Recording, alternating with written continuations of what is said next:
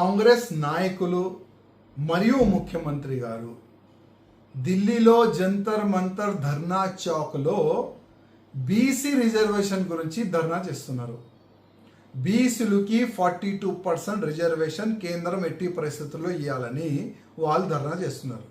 నేను కాంగ్రెస్ వాళ్ళకి ధన్యవాదం చెప్తున్నా. మా గురించి మీరు ఫైట్ చేస్తున్నారు, బీసీల గురించి ఫైట్ చేస్తున్నారు. కానీ అదే 42%లో ముస్లిం వాళ్ళకి 10% ఎందుకు ఇస్తున్నారు రిజర్వేషన్ అడుగుతున్నా. ముస్లిం వాళ్ళు బీసీయా? ముస్లిం అంటే మైనారిటీ కదా. ఆల్రెడీ తెలంగాణలో మైనారిటీకి చాలా బెనిఫిట్ ఇస్తున్నారు కదా. మైనారిటీ రిజర్వేషన్ కూడా ఉన్నది కదా. మళ్ళా మా బీసీ కోటాలో వాళ్ళకి 10% ఎందుకు ఇవాళ మేము అడుగుతున్నాం. ఆల్రెడీ కేంద్రం 28% బీసీ రిజర్వేషన్ ఇస్తుంది. మీరు ఇచ్చేది ఏంది 5% కదా. మళ్ళా ఈ షోపుటప్ ఈ యుద్ధం ఎందుకు మా బీసీ కోటాలో 10% ముస్లిం వాళ్ళకి ఇస్తున్నారు మీరు? ఇవాళ బండి సంజయ్ గారు ఒక స్టేట్మెంట్ చూస్తున్నా. మీరు వాస్తవం బీసీల గురించే మీరు ఫైట్ చేయండి. 42% మేము బీసీలకి ఇస్తాము, 10% ముస్లిం వాళ్ళకి ఇయ్యమని మీరు ఫైట్ చేస్తే మేము కూడా సహకారం చేస్తాం కదా అని ఒక కేంద్ర మంత్రి, చిన్న వ్యక్తి కాదు, ఒక కేంద్ర మంత్రి అన్నాడు కదా. మీరు వన్ సైడ్గా బీసీల గురించి ఫైట్ చేయండి, మేము కూడా సహకారం చేస్తామని కేంద్ర మంత్రి అన్నాడు కదా. మీరు డిక్లరేషన్ చేయండి. ఢిల్లీలో ఇవాళ నేషనల్ మీడియా, మన తెలంగాణ మీడియా కూడా ఉన్నది కదా.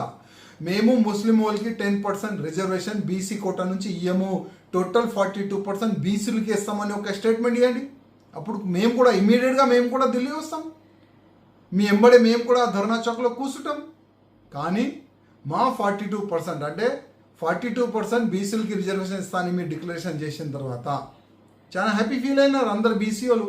కానీ దాంట్లోనే 10% ముస్లిం వాళ్ళకి ఇస్తారని మీరు డిక్లరేషన్ చేస్తున్నారు కదా, అది తప్పు పని చేస్తున్నారు.